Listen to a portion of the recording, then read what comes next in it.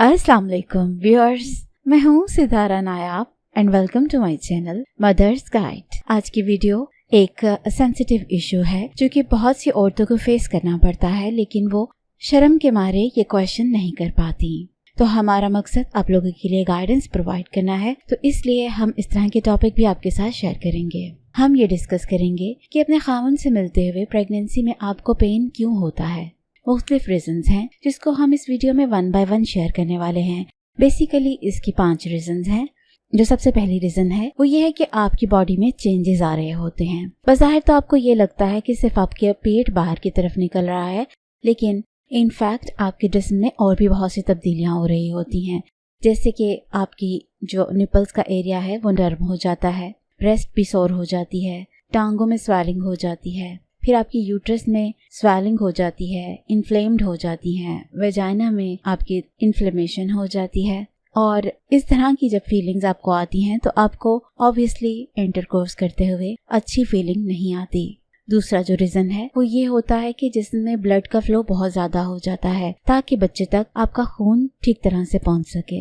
इसलिए जब ये खून का बहाव बॉडी में बढ़ता है तो यूट्रस में भी बढ़ता है, और यूट्रस में जो वेन्स होती हैं वो कई दफा वेरिकोस वेन्स की तरह स्वॉलन हो जाती हैं। उसकी वजह से भी दर्द हो सकता है, और ये भी कि उसमें प्रेशर बढ़ना शुरू हो जाता है, जिसकी वजह से आपको एक डिस्कम्फर्ट की फीलिंग आती है। तो ये ब्लड का फ्लो सेकेंड रीजन है। तीसरी चीज है वेजाइना में ड्राइनेस। वैसे तो ये इतना ज्यादा नहीं होता, लेकिन जिनको होता है उनको ये बता दूं कि इसकी 3 रीजंस होती हैं। एक तो ये कि अगर आपकी जो यूट्रस है वो थोड़ी डिहाइड्रेट हो गई है तो इसकी वजह से आपकी वेजाइना में खारिश होती है और आपको वहाँ पे ड्राइनेस महसूस होती है और खिंचाव महसूस होता है।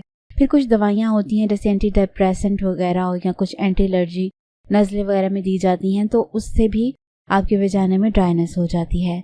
फिर कुछ मेडिकल कंडीशंस होती हैं जैसे कि एक सिंड्रोम है जिसका नाम सजोक्रेन सिंड्रोम होता है। इसमें भी आपके वेजाइना में ड्राइनेस हो जाती है। ये याद रखिए कि जो आपके जिस्म में हार्मोन होता है जिसका नाम एस्ट्रोजन है वो आपकी वेजाइना को लुब्रिकेट रखता है, यानी कि उसको वेट रखता है ताकि उसमें किसी किस्म के रैशेस ना हो या उसमें कोई खारिश ना हो, खिंचाव ना हो या वहाँ पे पेन ना हो। लेकिन अगर ये इसका लेवल कम हो जितना आपको रिक्वायर्ड है तो उससे भी आपके वेजाइना में ड्राइनेस हो जाती है और इससे फिर आपको पेन होती है। चौथी रीजन होती है अगर आपके जिस्म में कोई इन्फेक्शन मौजूद है। इन्फेक्शन की डिफरेंट किस्में हो सकती हैं। इसमें सर्विसिटिस, वेजिनिटिस और कोरियो एमनियोटिसिस ये चीज हो जाती है। इसके अलावा ये भी हो सकता है कि आपको पीआईडी इन्फेक्शन यानी कि पेल्विक इन्फ्लेमेटरी डिजीज हो सकती है, या आपके जो पेल्विक या वेजाइना का एरिया वहाँ पे कोई मैस क्रिएट हो जाए तो उसकी वजह से भी फिर आपको इंटरकोर्स करते हुए पेन होती है। और इसके बाद एक और जो रीजन होती है वो एसटीआई है। एसटीआई कहते हैं सेक्सुअली ट्रांसमिटेड इन्फेक्शन को। यह आपको अपने मेल पार्टनर से शिफ्ट होता है। अगर आपके मेल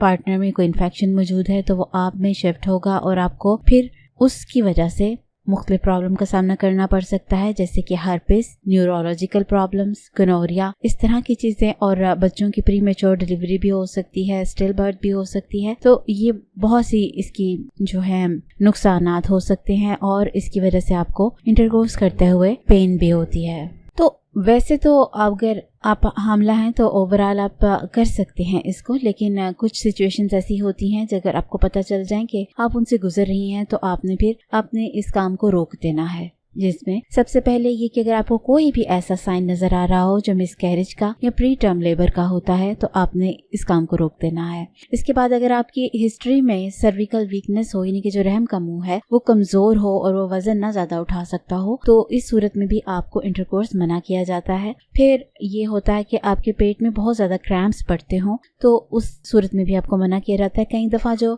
मेल का सीमन होता है वो भी आपके एब्डोमेन में क्रैम्प्स का रीजन बनता है और फिर इसलिए आपको मना किया जाता है। फिर अगर आपको प्लेसेंटा प्रेविया डायग्नोज हो गया हो तो इस सूरत में भी आपने ये काम नहीं करना।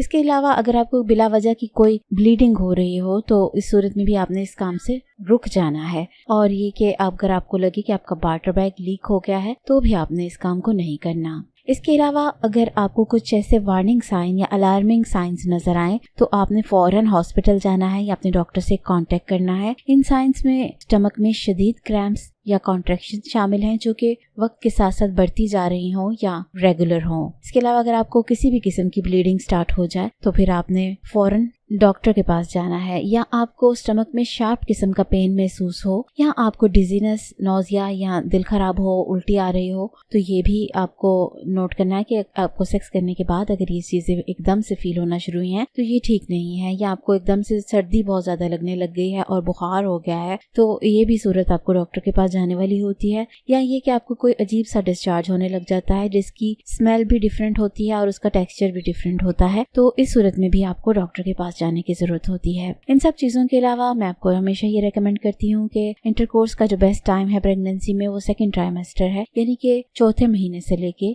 6वें महीने के अख्ताम तक, यानी चौथा, 5वां और 6वां महीना। इन महीनों में आप बेसिकली सेफ होती हैं क्योंकि इसमें मिसकैरेज के या प्री टर्म लेबर के चांसेस निस्बतन कम होते हैं और आपके जिस्म में एक बूस्ट मौजूद होता है एनर्जी का। तो इस सूरत में अगर आप ये लोग कर लेते हैं तो कोई मसला नहीं होता। लेकिन आपको ये सारी इन्फॉर्मेशन देना जरूरी था। ये एक सब्सक्राइबर ने पूछा भी था कि मुझे खारिश होती है, तो खारिश की भी रीजंस इससे मिलती जुलती ही हैं, तो उनके लिए भी ये वीडियो है जिसको आप देखिए। और अगर आपको ये वीडियो यूजफुल लगती है तो अपनी उन बहनों के साथ जरूर शेयर कीजिए जो शर्म के मारे ये नहीं पूछ पाती, ताकि उनका भला हो सके। तो नई वीडियो आने तक अपना बहुत सा ख्याल रखिए। Take care. अल्लाह हाफिज।